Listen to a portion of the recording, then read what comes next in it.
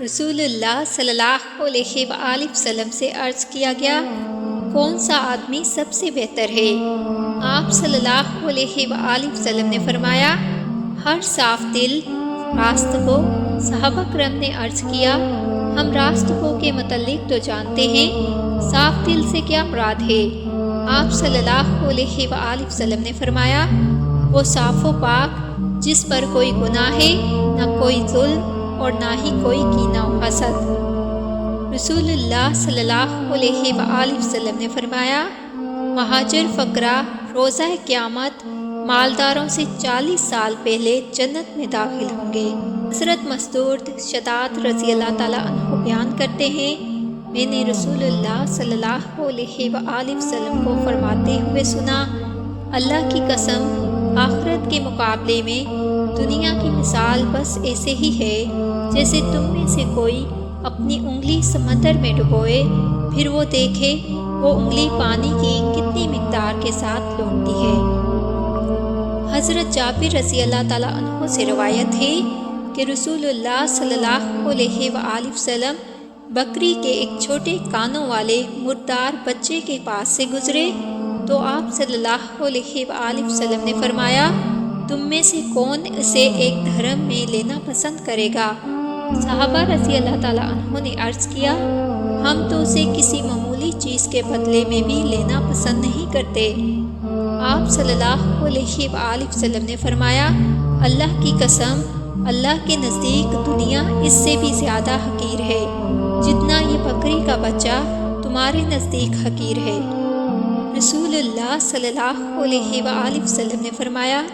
دنیا مومن کے لیے قید خانہ جبکہ کافر کے لیے جنت ہے۔ رسول اللہ صلی اللہ علیہ وآلہ وسلم نے فرمایا،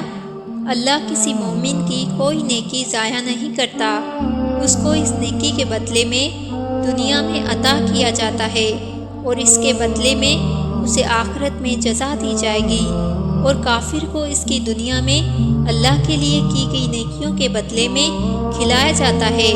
حتیٰ کہ جب وہ آخرت کو پہنچے گا تو اس کی کوئی نیکی نہیں ہوگی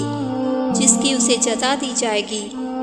رسول اللہ صلی اللہ علیہ وآلہ وسلم نے فرمایا، جہنم کو شہوات کے ساتھ ڈھانپ دیا گیا ہے اور جنت کو ناگوار چیزوں سے ڈھانپ دیا گیا ہے۔ رسول اللہ صلی اللہ علیہ وآلہ وسلم نے فرمایا، بندہ کہتا ہے میرا مال میرا مال، حالانکہ اس کا مال فقط 3 صورتوں میں ہے، جو اس نے کھا کر ختم کر دیا، یا پہن کر بسیدہ کر دیا، یا اللہ کی راہ میں دے کر ذخیرہ کر لیا، اور جو اس کے علاوہ ہے وہ تو اسے لوگوں کے لیے چھوڑ کر جانے والا ہے۔ رسول اللہ صلی اللہ علیہ وآلہ وسلم نے فرمایا، میت کے ساتھ 3 چیزیں جاتی ہیں، ان میں سے 2 چیزیں واپس آ جاتی ہیں اور ایک اس کے ساتھ باقی رہتی ہے، اس کے ساتھ گھر والے، اس کا مال اور اس کے اعمال اس کے ساتھ جاتے ہیں، اس کے گھر والے اس کا مال واپس آ جاتے ہیں اور اس کے اعمال اس کے ساتھ باقی رہ جاتے ہیں۔ رسول اللہ صلی اللہ علیہ وآلہ وسلم نے فرمایا، بے شک اللہ فرماتا ہے، انسان میری عبادت کے لیے فارغ ہو جا،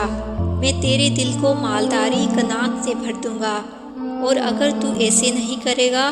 تو میں تمہیں کاموں میں مصروف کر دوں گا اور تیری محتاجی ختم نہیں کروں گا۔ آپ صلی اللہ علیہ وآلہ وسلم نے فرمایا، مومن جو بھی خرچ کرتا ہے تو اس پر اسے اجر ملتا ہے، لیکن اس نے جو خرچ اس مٹی پر زائد از ضرورت کیا، اس پر اسے اجر نہیں ملتا۔ رسول اللہ صلی اللہ علیہ وآلہ وسلم نے فرمایا، تم میں سے جو شخص اس حال میں صبح کرے کہ اس کے اپنے اہل و عیال کے متعلق کوئی خطرہ نہ ہو اور وہ تندرست ہو اور اس کے پاس ایک دن کا کھانا موجود ہو، تو گویا اس کے لیے تمام اطراف سے دنیا جمع کر دی گئی۔ حضرت کعب بن ایاس رضی اللہ تعالیٰ عنہ بیان کرتے ہیں، میں نے رسول اللہ صلی اللہ علیہ وآلہ وسلم کو فرماتے ہوئے سنا، ہر امت کے لیے ایک فتنہ آزمائش و امتحان رہا ہے اور میری امت کا فتنہ مال ہے۔ رسول اللہ صلی اللہ علیہ وآلہ وسلم نے فرمایا، روزہ قیامت بندے سے نعمتوں کے بارے میں سب سے پہلے یوں سوال کیا جائے گا، کیا ہم نے تیرے جسم کو تندرست نہیں بنایا تھا؟ اور کیا ہم نے تجھے ٹھنڈے پانی سے سیراب نہیں کیا تھا؟ رسول اللہ صلی اللہ علیہ وآلہ وسلم نے فرمایا، دنیا گزر رہی ہے جبکہ آخرت آ رہی ہے، اور دونوں میں سے ہر ایک کے طلبگار ہیں۔ تم آخرت کے طلبگار بنو اور دنیا کے طلبگار نہ بنو، کیونکہ آج عمل کا وقت ہے اور حساب کا نہیں، جبکہ کل حساب کا ہوگا اور عمل کا نہیں ہوگا۔